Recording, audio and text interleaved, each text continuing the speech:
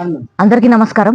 ఈరోజు TRP party అధ్యక్షులు తీన్మార్ మల్లన్న గారి ఆదేశానుసారం జిల్లాల వారీగా ప్రెస్ మీట్ని నిర్వహించాలని వారు ఆదేశించడం జరిగింది.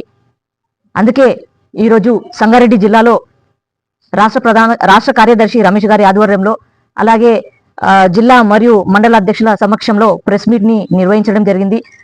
ఈరోజు ఇక్కడ జహీరాబాద్లో ప్రత్యేకించి ప్రెస్ మీట్ నిర్వహించడానికి కారణం ఏంటి అంటే ఇక్కడ జరుగుతున్న వాస్తవాలు ఏంటిది అనేది వెలుగులోకి తీసుకురావడానికి ఈ ప్రెస్ మీట్ ని నిర్వహించడం జరుగుతుంది.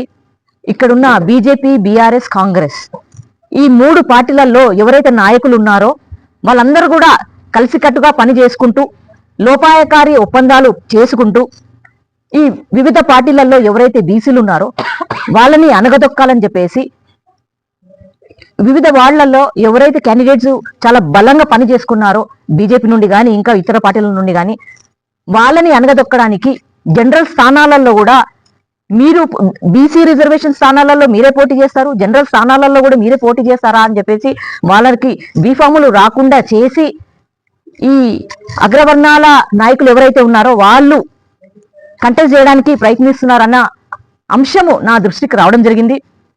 ఒక నాయకుడు 30 సంవత్సరాల నుంచి ఒక పార్టీలో పనిచేస్తున్నారు. మొన్న 2 రోజుల క్రితం నాకు కాల్ చేయడం జరిగింది. చాలా నిరాశతో కాల్ చేశారు.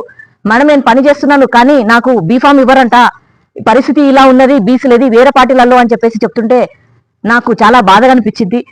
నేనేమంటున్నానంటే ఇక్కడ ఉన్న ఎమ్మెల్యే, బీఆర్ఎస్ ఎమ్మెల్యే మొన్న సీఎం రేవంత్ రెడ్డి గారు డెవలప్మెంట్ వర్క్ కోసము హైదరాబాద్కి వచ్చారు. వారు వచ్చినప్పుడు వాళ్ళ కార్యకర్తని అరెస్టులు చేస్తే అది ఏం పట్టించుకోకుండా సీఎం రేవంత్ రెడ్డి దగ్గరికి వెళ్ళి కలిశారు చాలా సంతోషంగా. అప్పుడు వాళ్ళ కార్యకర్తల గురించి నేనే మాట్లాడడం జరిగింది. ఆ సందర్భంగా కూడా ఇట్లా అక్రమంగా అరెస్ట్ చేశారు, మీరు పట్టించుకోరా మీ కార్యకర్తల గురించి అని చెప్పేసి ఎమ్మెల్యే గారికి నేను అడగడం జరిగింది. అలాగే రేవంత్ రెడ్డి గారు ఉన్నారు, వారు అక్రమ అన్యాయాలు చేస్తున్నారు వీళ్ళు హరీష్ రావు గారు అని చెప్పేసి నోటీసులు పంపిస్తుంటారు. వీళ్ళు వెళ్ళి అసెంబ్లీలో మీటింగ్లు పెడుతుంటారు, మన ఎమ్మెల్యే గారు అక్కడ వెళ్తుంటారు. అంటే కాంగ్రెస్ వాళ్ళు బీఆర్ఎస్ వాళ్ళ మీద, బీఆర్ఎస్ వాళ్ళు కాంగ్రెస్ వాళ్ళ మీద ఇలా మందికి చూపించడానికి మాత్రమే ఇలా వీళ్ళు విమర్శలు చేసుకుంటున్నారు. కానీ నడిపేది మాత్రం అన్ని లోపాయికార ఒప్పందాలే అనేది చాలా స్పష్టంగా అర్థమైంది జహీరాబాద్ నియోజకవర్గంలో నాకు.